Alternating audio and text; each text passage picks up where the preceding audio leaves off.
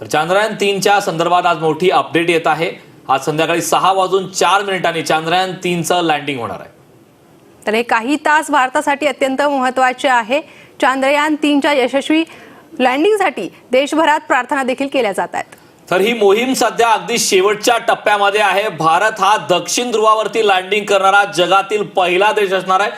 त्यामुळे आजचा हा दिवस अत्यंत महत्त्वाचा आहे। आजचा दिवस आणि आजची संध्याकाळी 6:04 वेळ ही भारताच्या इतिहासामध्ये स्वर्ण अक्षरात याची या वेळेची आणि या दिवसाची नोंद होणार आहे, कारण दक्षिण ध्रुवावरती लँड करणारा भारत हा जगातील पहिला देश असणार आहे।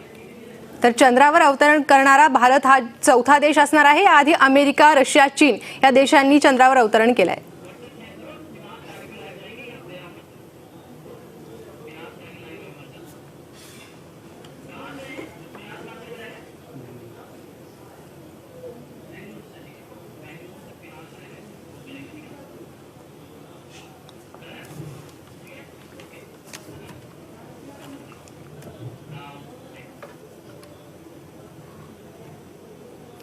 तर या संदर्भात अपडेट देण्यासाठी बेंगलुरुमधून आपले सहकारी पिनाज टागी आपल्या सोबत जोड़लेले आहेत।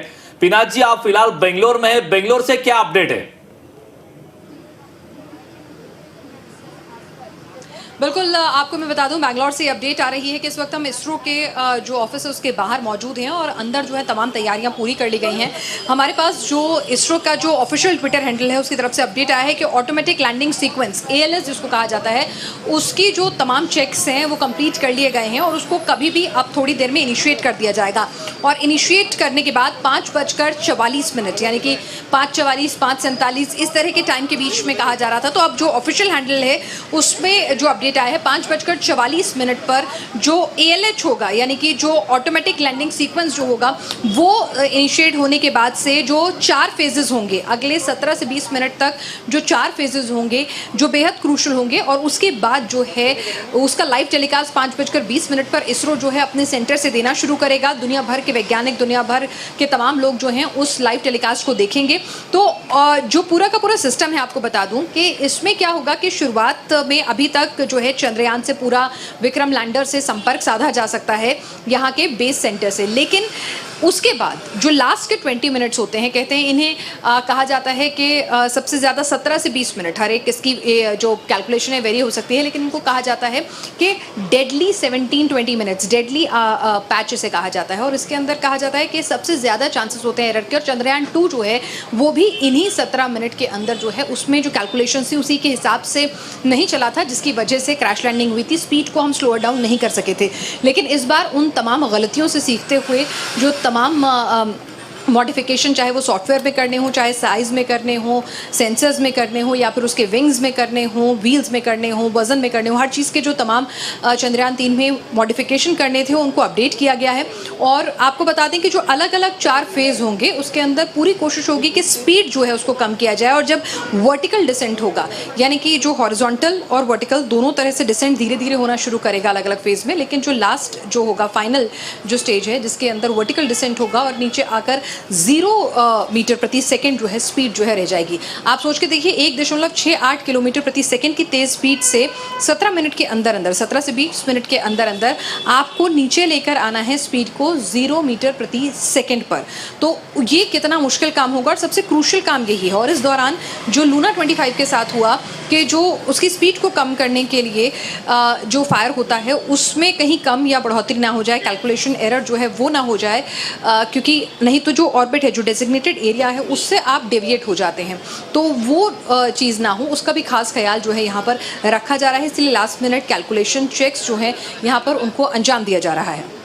जी, चांद्रयान-2 के वक्त वहां का जो माहौल था, वहां का उत्साह था, वो सारा देश देख रहा था। खुद पंतप्रधान नरेंद्र मोदी भी उस वक्त वहां पे मौजूद थे। आज का माहौल में इसमें किस तरह का बदलाव जाना जा रहा है? देखिए, बदलाव बिल्कुल भी नहीं है। अभी हम बाहर मौजूद हैं और यहाँ से सिक्योरिटी चेक्स के बाद हमें अंदर इजाज़त दी जाएगी। साइंटिस्ट अभी भी अंदर से जो तस्वीरें आ रही हैं, अगर आप देखेंगे लगातार इसरो के ट्विटर हैंडल से उनको अपडेट किया जा रहा है। वैज्ञानिक लास्ट मिनट चेक्स में बिजी हैं। अंदर जो है तमाम प्रिकॉशनरी जो सिक्योरिटी चेक्स हैं वो भी किए जा रहे हैं मीडिया को एंट्री देने से पहले। और साथ ही साथ जो लास्ट मिनट चेक्स होते हैं कि जो भी कैलकुलेशंस हैं, जो भी फीड किए गए हैं पैरामीटर्स, वो सही हैं कि नहीं, उन कैलकुलेशन को भी अंजाम दिया गया है। उसका अपडेट खुद इसरो ने ट्वीट करके दिया है कि जो लास्ट मिनट ऑटोमेटिक लॉन्चिंग जो सीक्वेंस है उसके जो सारे के सारे लास्ट मिनट चेक्स हैं वो पूरे कर लिए गए हैं। प्रधानमंत्री की मौजूदगी थी तो जाहिर सी बात है एक बड़ा मौका हो गया था। अभी प्रधानमंत्री जो है ब्रिक्स समिट के लिए इस वक्त साउथ अफ्रीका में मौजूद हैं, लेकिन आपको बता दूं प्रधानमंत्री ने की तरफ से जो प्रधानमंत्री कार्यालय की तरफ से जो जानकारी मिली है कि प्रधानमंत्री खुद इस पूरे इवेंट पर नज़र बनाए हुए हैं, वो भी खुद इस लॉन्चिंग को देखेंगे और बहुत हद तक मुमकिन है कि इस लॉन्चिंग के बाद उनका एक संबोधन भी होगा देश के वैज्ञानिकों के नाम। और आपको बता दें कि वैज्ञानिकों से जब बातचीत हमने की तो उनका कहना था कि आमतौर पर आप मिशन की तैयारी करते हैं ये सोचकर कि हमें मिशन को सक्सेसफुल बनाना है, लेकिन इस बार उन्होंने कहा कि हमने रिवर्स मोड में हमने तैयारी की। उन्होंने कहा कि हमने तैयारी इस बात से की कि जो विफलता थी चंद्रयान 2 की, उनको किस तरह से सफलता में तब्दील करना है, उन कमियों को नहीं होने देना है, वो एरर से सीखना है। तो इसीलिए हम ज़्यादा कॉन्फिडेंट हैं, ज़्यादा उत्साहित हैं कि हमारा मिशन जो है इस बार सक्सेसफुल ही होगा। तो इसके लिए आपको बता दूं देश भर में दुआओं का दौर भी जारी है। वैज्ञानिक लास्ट मिनट चेक कर रहे हैं। तमाम स्पेस एजेंसीज जो हैं दूसरे मुल्कों की वो भी इस लॉन्चिंग पर नज़र बनाए हुए हैं, क्योंकि आपको बता दें कि चांद का ही वो हिस्सा है दक्षिणी ध्रुव जहाँ पर सबसे ज़्यादा संभावना है पानी मिलने की।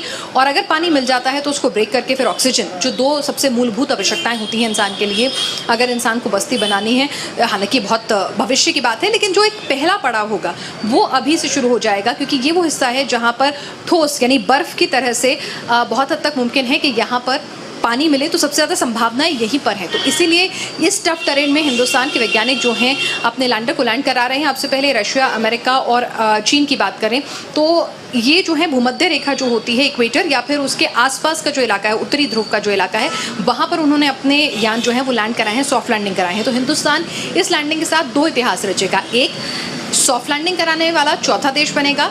दूसरा कि दक्षिण ध्रुव पर लैंड करने वाला पहला देश बनेगा। और यहाँ पर ये जो इसे साइंटिस्ट कहते हैं कि वर्जिन लैंड है, यानी कि चंद्रमा का वो हिस्सा है जहाँ पर चंद्रमा की मूलभूत जो संरचना है उसमें बहुत कम बदलाव आए हैं, तो ये वर्जिन एरिया कहा जाता है। और यहाँ पर सबसे ज़्यादा चांसेस हैं कि अगर आप चांद पर जीवन तलाश रहे हैं तो सबसे ज़्यादा संभावना इसी हिस्से में है, सबसे ज़्यादा खनिज पदार्थ मिलने की संभावना भी इसी हिस्से में है। तो इसीलिए पूरी दुनिया की निगाहें जो है इस मिशन पर टिकी हुई हैं कि वहाँ पर जो भी सेंसर्स लगे होंगे प्रज्ञान रोवर के ऊपर, वो सेंसर्स जो हैं स्टडी करके बताएंगे, वहाँ के एनवायरनमेंट की स्टडी करेंगे, वहाँ पर आने वाले भूकंप की स्टडी करेंगे, चांद से धरती की दूरी की बात करेंगे और साथ ही साथ वो स्टडी करेंगे कि चांद पर जीवन के लिए संभावनाएं क्या कुछ है, वहाँ की मिट्टी कैसी है, वहाँ पर किस तरह से ज़मीन से गर्मी जो है उसको पास करने के लिए उसका एनवायरनमेंट अलाउ करता है, वहाँ का तापमान इतना ज़्यादा ठंडा रहता है तो उसके लिए क्या कुछ काउंटर हो सकता है। तो तमाम चीज़ें जो है उनकी स्टडी जो है, उसके सॉइल एनालिसिस हो, उसके एनवायरमेंटल एनालिसिस हो, इन तमाम चीज़ों की स्टडी जो है इस रोवर पर लगे हुए सेंसर्स करेंगे। विक्रम और रोवर, प्रज्ञान रोवर पर लगे हुए सेंसर जो हैं लगातार तस्वीरें भेजेंगे। और आपको बता दें कि विक्रम लैंडर का काम सबसे ज़्यादा महत्वपूर्ण होगा लास्ट के 20 मिनट में, यानी कि 5:44 से लेकर अगर हम कहें 6:04 जो लैंडिंग टाइम अभी है। हालांकि आपको बता दूं कि इसमें 3 से 4 मिनट का ऊपर नीचे हो सकता है, क्योंकि 17 मिनट कोई कहता है 20 मिनट लास्ट के क्रूशल होते हैं। तो 17 और 20 से थोड़ा सा टाइम जो है वो ज़रूर वेरी कर सकता है। उसको लेकर अलग अलग स्टेटमेंट्स आती हैं वैज्ञानिकों की, लेकिन अभी जो और एक इम्पोर्टेंट बात ऐसी भी है कि इसरो के प्लान बी के बारे में बार बार चर्चा की जा रही है कि अगर परिस्थिति अनुकूल ना रही तो 27 तारीख का ऑप्शन रखा गया है। इसके बारे में एग्जैक्ट क्या अपडेट है?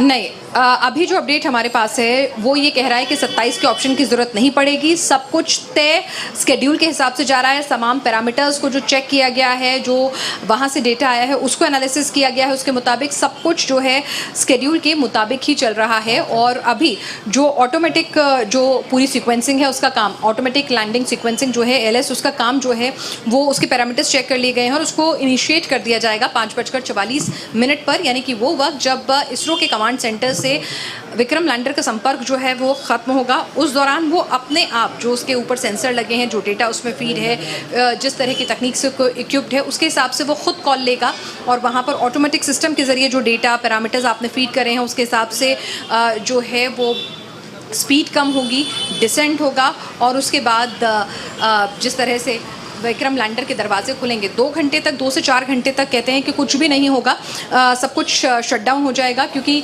वहाँ पर चांद की सतह पर जब विक्रम लैंडर उतरेगा, वैसे भी वहाँ पर बहुत ज़्यादा धूल रहती है, लेकिन जब ये लैंडिंग होगी तो और ज़्यादा धूल के कण उतरेंगे। ऐसे में सेंसर और कैमरास ख़राब ना हो जाएं, इसके लिए सब कुछ सिस्टम जो है थोड़ी देर के लिए बंद कर दिया जाएगा कुछ घंटों के लिए, और उसके बाद फिर जो विक्रम लैंडर है उसका एक दरवाज़ा जो है रैंप का काम करेगा और एक तरह से उसके अंदर से जो है प्रज्ञान रोवर निकलेगा, उस रैंप पर अपने 6 पहियों की मदद से नीचे उतरेगा और उसके सोलर पैनल जो है वो खुलेंगे ताकि एनर्जी जो है वो वहाँ पर 23 तारीख जो है आज का दिन इसीलिए भी चुना गया है क्योंकि चांद पर यही वो वक्त होगा जब सूर्योदय होगा। आपको बता दें कि चांद का एक दिन और हिंदुस्तान में ज़मीन पर मतलब धरती के 14 दिन बराबर होते हैं, तो यानी कि आज अब वहाँ पर सूर्योदय होगा, तो यानी कि जब एक तो तापमान जो है उसमें गिरावट जो रहती है, उसमें इलेक्ट्रॉनिक सिस्टम्स ख़राब होने की आशंका लगातार बनी रहती है। तो आज का दिन जो है उसमें जब सूर्योदय होगा तो एक तो आपकी बैटरी जो सोलर पैनल है वो रिचार्ज हो जाएंगे और साथ ही साथ जो तापमान है वो जो -238 डिग्री सेल्सियस तक पहुंच जाता है वो भी